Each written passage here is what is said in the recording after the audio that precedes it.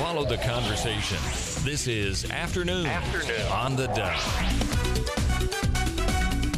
Well, good afternoon. Welcome to Afternoons on the Dove. I'm your host, Perry Atkinson, and today is Tuesday, and this is the day that we talk about how to best handle and manage your money according to what the Bible says. And our special guest and regular guest on this Tuesday is Andy Maurer. Andy heads up Christian Financial Management. And today we're here to talk about a very interesting topic. And let me just say to you, small business owners out there, if you got any questions along this line, this show is for you. And we'd love to have you call in and be a part of the conversation. So you're welcome to call in and anywhere along the line. The number is 776-5368, 776-5368. Because, Andy, we want to talk about small businesses. And as we watch our struggling economy and everything, still the number one employer in the United States is small businesses. And we struggle with all the taxes and the regulations. And I think we all have good intentions to get into our own business. Boy, it's an eye-opener once you're there, and then it's a real process to stay there. But so often we go into business for ourselves for a variety of reasons. But what is the number one reason that an individual should go into business for themselves? Well, the problem that we have, is, we use Colossians 3:2, that you set your mind on things above, not on things of this earth. So we think the purpose of your business is to glorify God. And so that's always the purpose. And the purpose always is in conflict because that isn't why people go into business. No, we want to be our own boss. We want to make a lot of money. We want to be profitable. We want to buy things.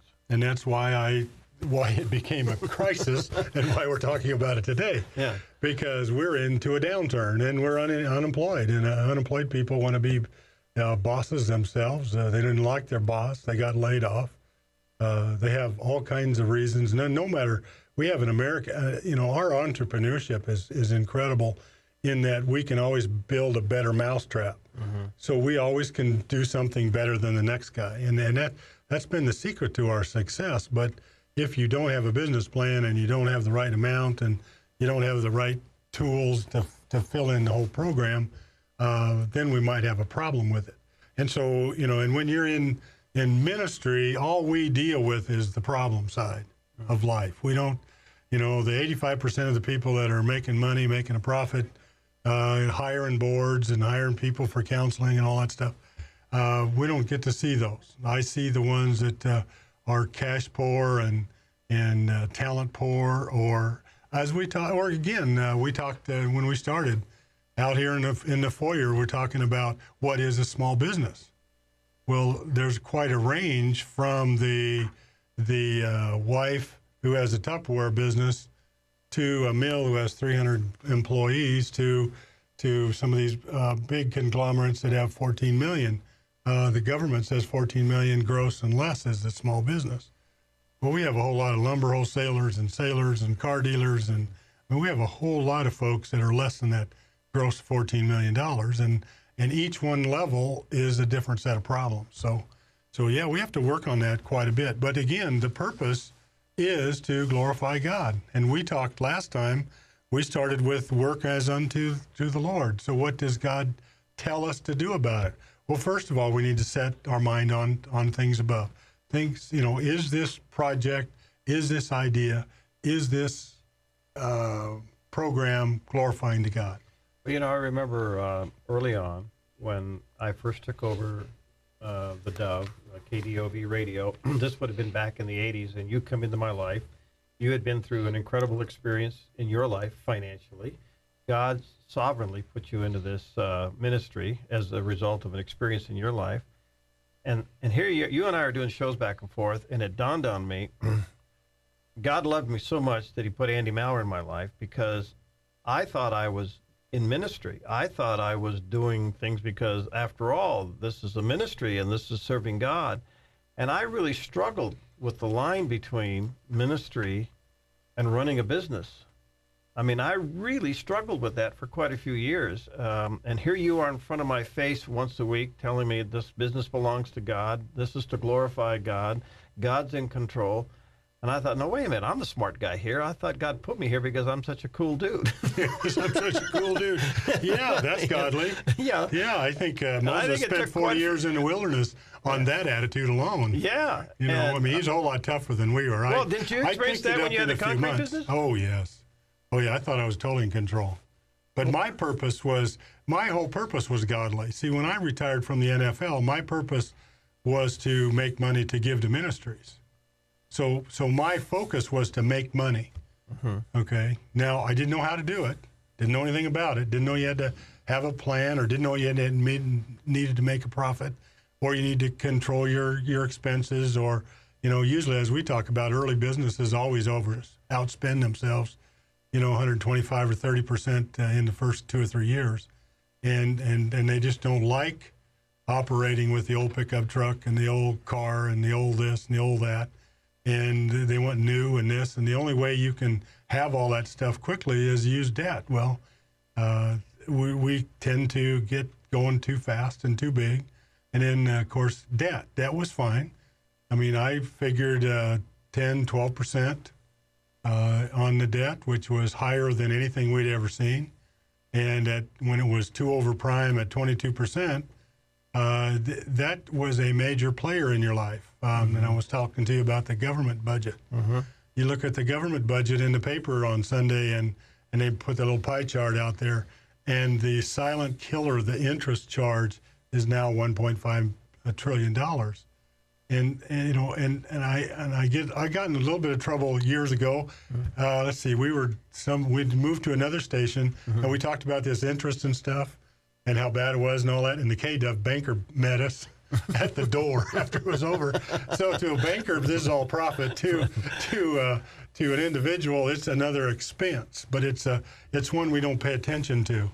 And so we'd like to, you know, I understand that interest is the cost of doing business, but we can't let it get out of control, and that's kind of where we're at. Well, let me just say to our listeners, if you have any questions, especially if you're a small business owner, let me ask you or encourage you to feel free to call in, because Andy's here and he's been through the storm.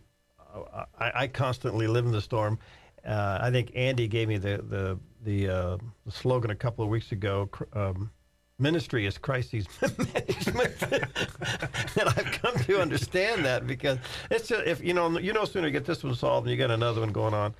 But look, it's a different day running businesses today. I remember when I first took the station over back in the 80s, we were in an economic downturn there, and the inflation was through the roof. And I'm just starting out, and I thought, man, how in the world? I was really dumb doing this then. Somehow God saw us through. We go through the 90s and into the into the 2000s, and things were certainly a little bit better. But now we're in another downturn, and I've gone from budgeting annually. I figured out this annual budget. I put it down. And by the way, Andy, I have to admit to you, and I sit on boards of other ministries, and even with some corporations, I sit on some boards. And the one thing I learned from you early on was this one little thing. Whatever God gave you last year, that's the budget this year, because that says that's what God trusted you with. So I never budget above what the Lord provided for us last year. Now, I've sat on boards and I've sat in committees where they just say, that's crazy. You got to build in 7% growth or 15% growth or whatever all this stuff is, and you got to increase revenue here and do all of that there. And I said, yeah, well, wait a minute. That's presuming on God. God supplied this amount last year, so we're going to budget on that. Now, if he wants to bless us above that, and ever since I've adopted that, God's given us the increase. Now, I've adjusted up, but Sure. The point is that I learned the simplicity of that whatever God supplies, that's what it is. But See, we're living in different times. But that's why we think you're so liberal, because my Thursday morning Bible study, or my Wednesday morning Bible study in Grants Pass, they go 2 years ago. Oh, really? Before they increase. So they're even more conservative. Well, when we talk, we are terminally tight. We're past frugal. I mean, we are cheap, cheap, cheap, cheap. Our kids know it. Our wives know it.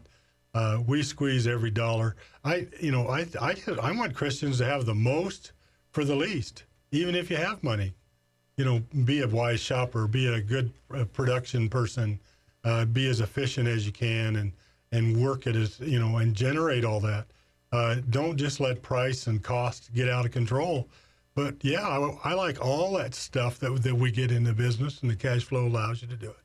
But we don't want to overspend it.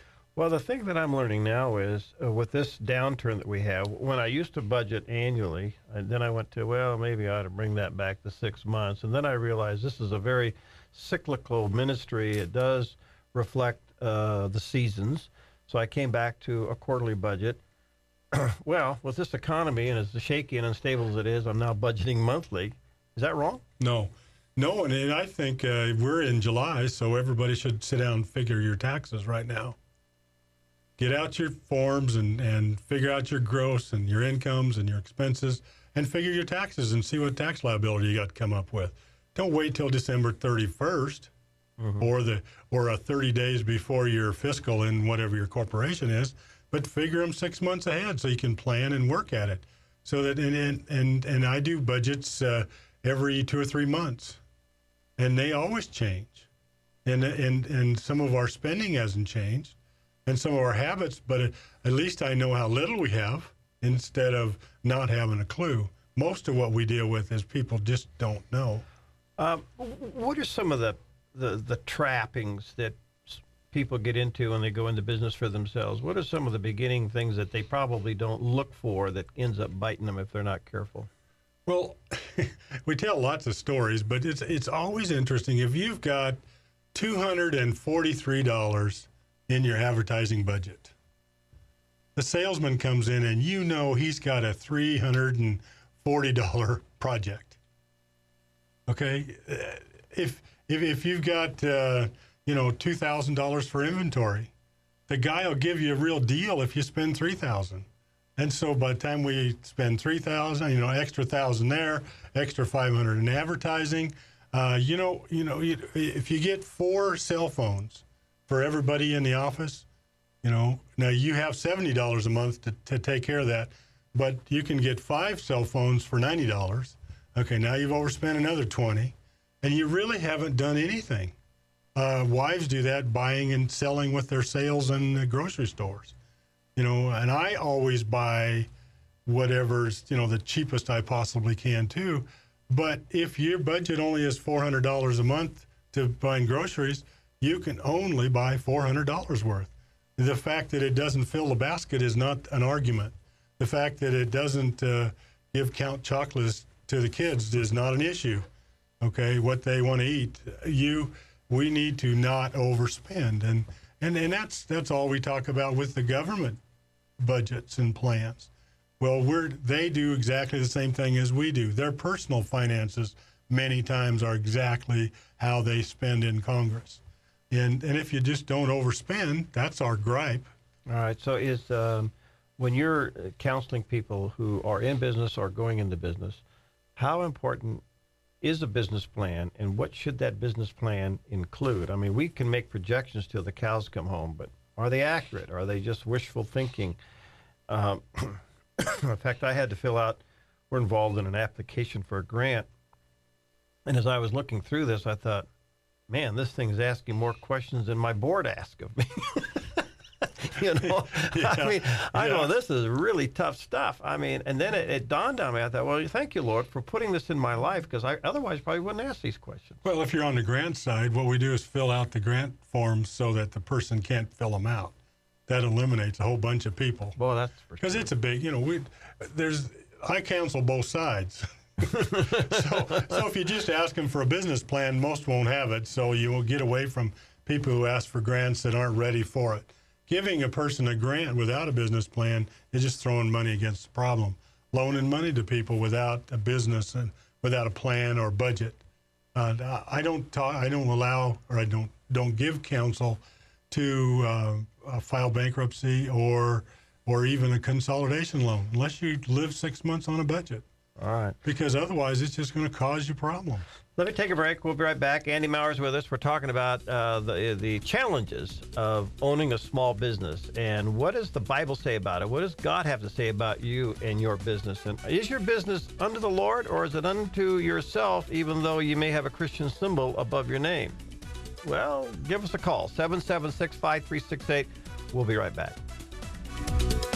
Follow the conversation. This is Afternoon on the Dove. Follow the conversation. This is Afternoon on the Dove. Well, we're back, and Andy Mauer's with us today. It's Tuesday, and that's the day that we deal with your money and how it relates to what the Bible says about managing your money. And in particular today, our topic is running and owning and operating a small business. And I'm sure that if you are a small business owner, no matter what level your business may be, you have found it to be extremely challenging these days. And I know Andy can relate. He owned a small business, and He is a small business. He is a small business. I've been running a small business for 30 years. There you go. Yeah. And I've been managing the Dove now 29 years, and it just doesn't get easier. Well, I'd like to address. It really doesn't. I mean, how do you not You learn worry? it the hard way. We're an OJT. But if you're going to start a business, I don't care, and especially I have a lot of ladies and widows and all that stuff. When you're the boss, the buck's going to stop with you. You're going to have to make the decision. You're going to have to make the tough decisions. There is nobody else. You're it. And it's amazing how people, every time we have a problem, call my accountant, call my attorney, call somebody else. Or if we're out of money, we go to the banker, we go to this, we never, ever, ever do we seek first the kingdom, ever go to God. We just don't do it. Yet when you're in business, you're the last line of defense. You're it. Mm-hmm. Grab it and hang on to that. Secondly, when you become independent, you've got a problem. You're separated from God. Because part of being in business is dependent. I really want God first. I want you to be his manager. And so you get dependent. And Charles Stanley was just doing his thing, which he has forever and ever and ever. We listened to him in Atlanta when I was playing in the 70s. And he was three things, he always had three things we had to do. And part of that is that you have to be dependent. You have to spend time with God. You have to get a flavor of how he's operating. I told you last time we talked about Galatians chapter 5. All the deeds of the flesh are not going to be in the kingdom of heaven. Now, do you think God's going to bless the deeds of the flesh? No. Even in your own personal or in your business? No. Is he going to bless the gifts of the Spirit? Yes, absolutely. So you have to spend time with God to sort that out, because we're independent. We're taught to be independent. We're taught to make money. And I just want to be independent. I want to make so much money that I don't have to trust God for anything. Trusting God is just a very difficult thing to do. I've gone from wanting to make money. That's not my motive at all. I mean, our motive here is to win souls. I just like to have a week where it runs right. Well, we're smooth. Yeah. Okay. Well, we talked about that this morning. Oh, yeah. Smooth. Smooth is that? Where do you find that in the Bible? Smooth? Yeah. I'm sure it's there. As I said, Jesus was sound asleep in the boat. The storm was going. Yeah. The waves were falling over. Yeah. He's the only one that was at peace. Everybody else finally, was upset. when he rebuked the storm, it was calm. I said, all those guys in the boat? Yeah, this is business guys. Yeah. He even told us in Luke 14:28, he said, look at the business guy. When they build a tower, they calculate the cost of the tower. Because they don't want to be ridiculed that we run out of money before we do it. Mm-hmm. How many businesses go broke? They don't calculate the cost of the tower. We very seldom do we ask, when I'm working 60 hours a week, 8 days a week, for 14 months out of the year, we never ask, is this probably destroy my health? And so I'll give my wealth or my health for my wealth, and then I give back my wealth for my health, and then we die, and we're praying for the rapture from about 50 on. It's an interesting dichotomy on how these things work. So we really want to be in business. I want God on the throne of my life and be dependent. So I want him. I want to work him. I want to have a team relationship between God and me. Okay, so that's number two. Number one was that you're the boss and you have the right to make those choices. Number three is that in this team environment, you will always face problems. Yeah. Always face problems. I enjoyed football. Football, every day, every play, you hurt. Mm-hmm. Every time you get hit, somebody hits you in the head. Somebody slaps you. Somebody steps on your toe. I mean, somebody makes you inconvenient. You always got to bring every play, not once in a while. And if you really get good at it, I mean, it really hurts. I mean, it hurts. And that's a message to all you fathers that want your kids to get a scholarship and go to college. I'll tell you what, that next level hurts. Yeah. I mean, there's boys out there that can really do some smacking and then go play the next level. They'll kill you. Yeah. It gets kind of ugly. Well, in business, you're going to have problems. I think it's sin. I think we're back into Genesis chapter whatever, that we're going to have problems. So forget the goal, which is ungodly, of smooth, of wonderful, of hunky-dory. The lion and the lamb lay down in the millennium period, not in this period. This period is full of strife. It's an exciting time to be in business. It's an exciting time to be alive now. I mean, we got changes. The Congress is a mess. The economy is a mess. The environment's crazy. I mean, we got so many changes, and we need to use our creativity and our sensitivity and our educations and all the things. I mean, it's an exciting time to solve these problems. How do we know whether or not we've enthroned God in our business? What are some of the bookmarks along the way that says, yep, we've got this business in proper order before God? How do we know that?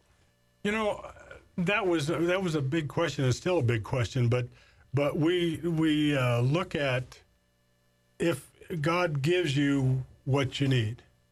Okay, so whatever it is, smart, intelligence, money, trowels, hands, you know, whatever it is that you think you need, and he supplies that, you're probably getting pretty close to him. What happens is we use debt, we use bankruptcy, or we use sinful problems to put up with the anguish and put up with the pains. We have a security and significant chart that if you set a goal, we set goals all the time, and if the goal is blocked, anger and fear and frustration is the result. We set up goals, and we never talk to God about our goals. My goal is to serve God. My goal is to focus on God. Peace is the result. When I focus on making money, fear, frustration, anger, and guilt are the emotions that you deal with. And what we do is we go out and spend to make us feel better. Or we go out to drink to make us feel better. We go out to smoke and take whatever to make us feel, and yet the goal isn't to glorify God. What about giving through your business? Is that a principle that, we apply it to our personal lives and our personal finances, that should be applied to our businesses? I think that's part of it. I think when we talk about the purpose of our ministry is we're an outreach to the saved or unsaved. We discipleship in the business. You can't imagine how many people you're teaching. Okay, the radio in itself is a teaching tool, but all the employees and, like you said, all the new people here and all the changes and all that stuff, we train and we teach. Every time in your business you generate a profit, we always have a God account. Is there something that you're giving to God to acknowledge that He is Lord of your life in a material way? Do you have a God account? And then I don't care about 10% or 3.5% or 2% or tithe or something. It's or just 420 or whatever. I don't. But the real indicator of ownership is whether or not you can give it away. That's right. Because let me share. You probably remember this, and it fits right here if you allow me just for a few seconds. I remember this would have been back about 91 or 2. I was really struggling with the dove in some areas, and you were counseling me, and you said something to me that kind of pulled the rug out from underneath me. You know I didn't mean to in my most sensitive way. Yeah, because you're super sensitive. That's right. Yeah. Anyway, you asked the question, what did God tell you? And I realized I didn't ask Him. I realized I was struggling with this question and this decision without consulting God. So I called John Corson up, and I said, John, can I go up to the mountaintop? I need to go up there for a couple of days. And he was gracious enough to give me his personal cabin up there. And I went up there, and I took my yellow pad and my briefcase, and I thought me and God were going to have it out for a couple of days. I went up there to fast and pray and get away, Well, I'm up there about 10 hours, and I fall asleep. And I had a good rest. I wake up. Now I'm under incredible guilt. The devil's really pounding on my head. I feel like the disciples. I mean, you guys couldn't get away and pray. You fell asleep. And I just fell right into that trap, and I'd been up there for a day or so. And I'm having better conversations with wallpaper than I am with God. And I had my yellow pad of things, and I was going to check off all these things. Nothing's clicking. I mean, I'm hearing nothing. I'm hearing myself. Heaven is brass. And so I had to go. And I got up to leave, and only God could speak to you from the couch to the door. And as I reached out and I grabbed the knob, he said, "Son, I can't use you anymore because you went from being a servant to being an owner. You took what I put in your hand and you gripped it and made it your own, and I can't give out of that hand." Now, only God can put his arm around you and his foot in your rear at the same time. And I realized right then and there that God was not in control of the dove. I was. And I came down off that mountain, a whole new attitude about life and ministry and ownership and who gets what and who belongs what. And I made a huge decision in my life then.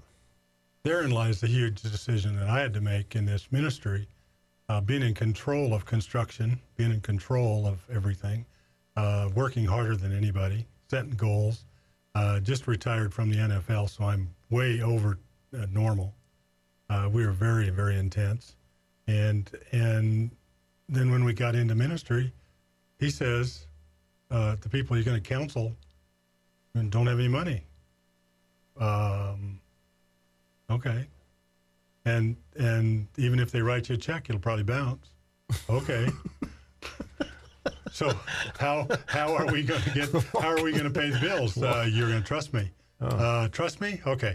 Now I need another plan. I need another God. I need to spend some more time because this trusting God is just very difficult.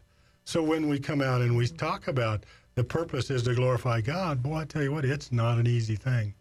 And so we had to, and assuming we had to do a couple things. We had to be called Christian finance. Okay, so that it's out in front because I'll skate away from that. Yeah. Every vehicle that I've ever had in the ministry, God has given to me, given to me. Old ones, little ones, whatever, big ones, whatever, so that I can't tell anybody that I saved money and made down payment and made a good deal at the local deal. I mean, I can just tell non-Christians or religious people that God gave me the pickup. God gave it to me. And, and you're called Christian finance. And then he allowed me to go back into football a little bit. And I coached at Cascade Christian High School. Yeah.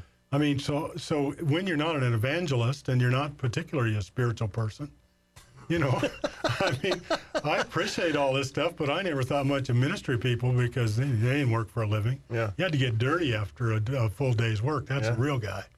And so I had to struggle with all that, and God just kept cutting the legs off that milk stool till I fell down. All right. And we all go through that process. All right. I want to be able to wrap this up when we come back because I think a lot of people are struggling in today's economy. And how do we get the peace of God when we're trying to balance 40 balls in the air? And I think our intentions are right, but it's still just tough. Anyway, Andy Mauer's with us. Maybe you have some questions. You're welcome to join us, 776-5368. If you're a small business owner, I'm sure we're hitting some sensitive areas. And if you'd like to respond, 776-5368. We'll be right back with Andy Maurer. Follow the conversation. This is Afternoon on the Dove. Andy Mauer's with us today. Andy heads up Christian Financial Management here in Southern Oregon. He's been doing that for well over 30 years, and he lives and has experienced everything he's sharing with us today. And God's Word does have something to say about how you run your business, how you manage your money. And if you're a small business owner, you're probably struggling right now trying to figure out where's the bottom and how do I come back up and how do I manage these things and what's the right attitude. And it's tough. It's tough. I can tell you trying to manage this ministry has been some of the most challenging days of our history has been this year. And but you look to God. You said the big one when we went into the break. Do we trust God? Yeah, do we trust God? Do we really trust him? And if we did, then we would have a marketing strategy. But we don't have a marketing strategy. And I hate to, label people, but people from California, from Orange County, there's 15 million people who need your business in Orange County, and you don't even need a phone number to get business down there. Up here, or you make $50 an hour down there. Up here, you're going to make $10 an hour. The marketing strategy, come here and check out the market. Understand your market. Look at your market. Build houses that they can afford. Don't build 400,000s for people that can only afford a $200,000 loan. And we got a whole bunch of stuff that doesn't fit with our market here. They brought it from somewhere else. We did that in the early 80s with our malls and different ideas in development. We brought the California ideas, and here we are 25 years later, and we still aren't up to speed to do what they did in Redwood City and what they did in Santa Barbara and all those things. And we thought, wow, we were on the cutting edge. Do a marketing strategy. Know what's going on here. It's not a restaurant or one of those. I went into a restaurant and I had a meal and it wasn't any better. I cooked better than that. Therefore, I'm open up a restaurant. No, find out if there's more than just you that need that particular product. I don't know how many different ways we can do a taco, but we've about got it covered. Jeez. In the coffee market. Oh. How many times a day can you... I don't know. If you talk to Steve Johnson, there's still not enough coffee kiosks around. I understand that, but the business has to make a profit. Yeah. I got in big trouble years ago let me ask you this with question. churches. Huh? And I said, 20% gives 80%, and 80% gives 20%. And so you guys always start a church and you split up the people's 20%. I don't care if you start a church with the 80% that don't give, but if you start with the, I just hate to give a pastor's core givers splitting. That's the problem. Strategy. A couple of things here. Is profit a 6-letter, 4-letter word for Christians?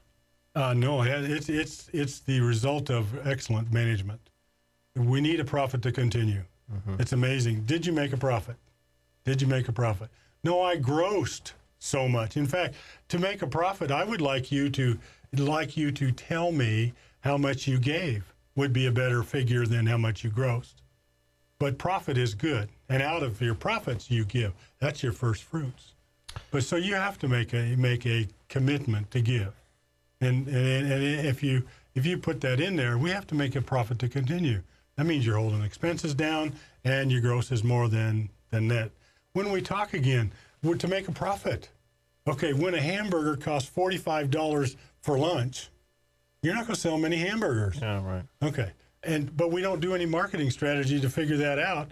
We just build a building and we stack them up high and let the construction guys have $75 an hour to build them.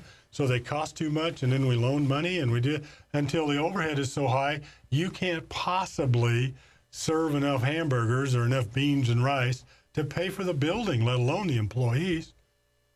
I mean, and that's what has to be added up and constructed or whatever. All right, I don't think there isn't anybody out there, and maybe even some churches. I mean, I want to say this respectfully, but even church is a small business, right? Church is a small business, too. Okay. Yes. So you're talking about surpluses. It's a nice way of saying profit, I think they should listen to you. Why? Because they have to grow 3%. Otherwise, they're falling apart because they got the same counselors as all the rest of the world. And so all of a sudden, if you look at the business, here's the tithe, and the tithe is always, the giving is always lagging behind the proposed budget. Where do the people in churches presume on God? Where do they know more than God does? Yeah, well, I have to tell you, I say this respectfully. It resonated with me. It's become a part of my life. I've sat on boards where I basically got thrown off the boards for thinking that way. But, that doesn't make me right or them wrong. It's just that I have found the principle. You manage what God gives you, and if you do that, in a godly way, then he can trust you with some more. But you don't know that. I mean, I've just sat on too many business deals where they say, you got to grow by 10% or 8% or whatever it may be. I don't have a problem with all that. I think what we ought to do is be able to talk about this money, talk about God's principles, and discuss it and argue, if you will, and talk about it and get it out in the open and talk about it. But as soon as you mention this stuff, everybody gets all pruned up that we do it the right way and you're doing it the wrong way, and the Bible doesn't say that, and all doesn't mean all in the Greek. And by the time we're done, we get into big philosophical arguments, and yet, well, why not us seek wisdom, seek first the kingdom, and seek wisdom and talk about it, and have husband and wife talk. I want to come back to the principle of giving through your business. I've had, business guys that talk to me through the years, and they say, well, I haven't got the cash to give. And I said, well, you don't need cash to give. What do you do? Do you trim trees for a living? Then go out and trim the widow's tree. What is it you do?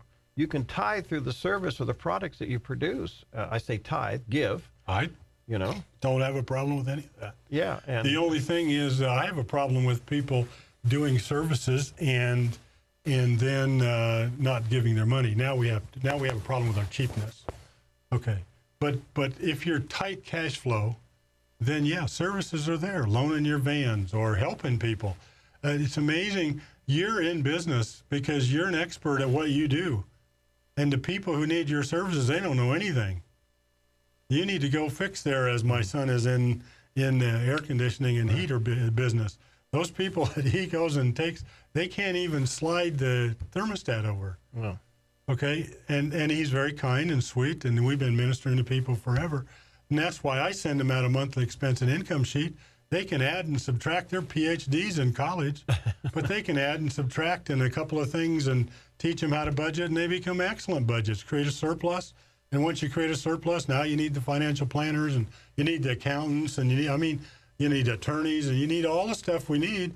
But all we have to do is take a few ideas and make it work. But you'd never want to talk it openly. You never want to have a seminar at your church. You don't want to have a small group, or you don't want to come to any of my business studies, because we talk about all this stuff. And sometimes it's a real problem. Sometimes, I know it's hard to believe, but sometimes we don't have an answer. Well, I don't know if I want to come there if you don't have an answer. You know it. Let me ask you that. Sometimes it's time to call it quits. How do you know that? I don't know. Okay. I don't know that. That's a good question. I don't know that. I don't know if I have an answer. Because I think the one thing. But my purpose is to focus on God. Psalms 50 says, He rescued me in my dead trouble. Mm-hmm. Okay? I don't know when the rapture comes, then we'll know it's over. I continue and continue and continue. By the time you get you get the cost in a profit situation, you get the employees cleaned up, you get the business running correctly, all that. Sometimes it finds out that it was not going to generate enough money to make a profit. And you may, usually with what we got, you owe people enough money that they shut you down. I don't even have to think about it. Okay, because one of the things that in ministry I've learned this, about a month ago I had to go to Singapore for an emergency board meeting on the international ministry that I sit on. And on the plane sitting over there, I'm going, okay, Lord, what is the mindset for this ministry? Because there were some things happening that was critical. And I never thought of this, but I really felt like the Lord was saying, what's more important than your succession is the succession of the vision and the mission of the ministry. Is it and will it go to the next generation, whether you're leading it or not? And I never thought of it that way. If it's of God, then the vision and the mission of that ministry should be generational, should go to the next generation. And I guess you could even apply that to your business. Yet, if the business dies with you, then what good was this whole experience? That's part of it. But if you show up here to KDOV in the morning at 5:30 in the morning, It's 5. 5 o'clock, 4:45. you stick your key in the door, Yeah. and it doesn't work, Yeah. got a problem. Maybe God's talking to you. I mean, it's interesting. The multitude of ways how God changes our gears from one way to another. I thought I was going to coach forever, and I got fired from. I thought I was going to play forever to start with, and I thought I was going to coach forever, and I don't know. Maybe I'm going to be a pastor in Grants Pass. Always loans things for a season, and it was a season. We didn't know how long we were going to have the Bible study in his building. And pretty soon they sold the building. The building was gone. Our season was over. You know, so I don't worry about those things. If God wants you to continue, the doors will open. If he wants them closed, they'll close. And so, but my job is to be a steward of what he blesses me, and we just continue being a steward. All right. I want to wrap this up. Got about a minute. What do you say to the business person? Their business is under the Lord. Their life is in order, but it's just hard. We're living in very challenging, difficult times. What do you say to them? I know it's great. It's great. There was nothing greater in the world than having the Oakland Raiders in front of you. It's 10 below. It's snowing. We're in that old Met Stadium, and we got to drive 40 yards to score a touchdown. There's nothing better than that. And we drove it down their throat, and we ended up sticking it in the end zone. And, of course, we lost the game, but we scored that touchdown. Yeah. Challenge. I mean, it's a great time to be in business. It's a great time for the challenge. You know, I mean, you got a whole bunch of people that the shoes you're making now don't fit. Okay, you get to change, create. I mean, it's great. But let's balance our checkbooks. Pay attention. Don't overspend. Don't overwork. Use all the principles that God has said and put some balance in our life so that we have peace. And we can enjoy this ride. You're a delight. Thank you, friend. See you next week. We'll talk about another topic. Andy Maurer with us today, and he heads up Christian Financial Management, 776-0036. Is that the right number? Yes. I remembered it, 776-0036. That's the number to his office. Call it, and good luck in trying to get a hold of him. God bless you. We'll see you tomorrow.